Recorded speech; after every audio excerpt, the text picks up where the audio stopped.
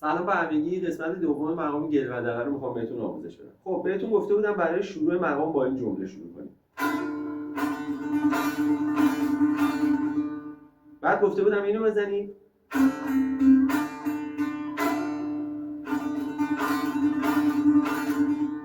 حالا این جمله رو میخوام اضافه کنم.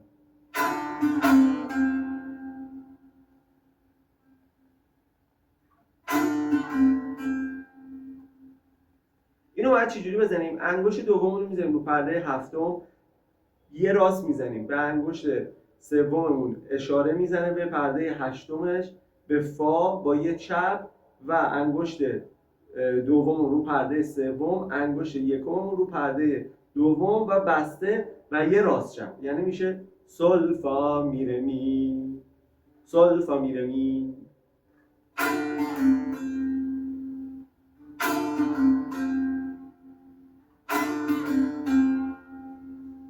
بعد از اینکه این جمله رو درآوردید، حالا بیایید همه جمله ها رو به هم میچسبونید به این شکل.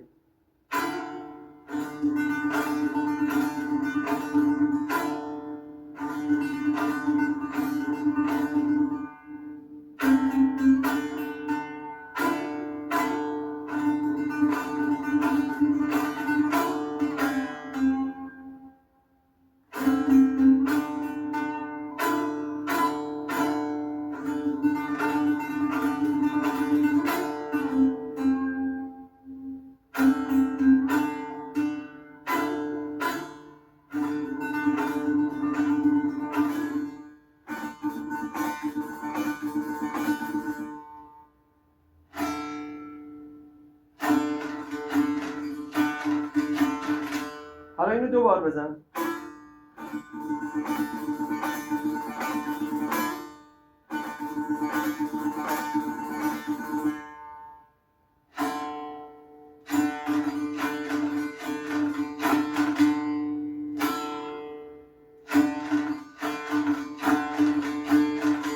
حالا این جمله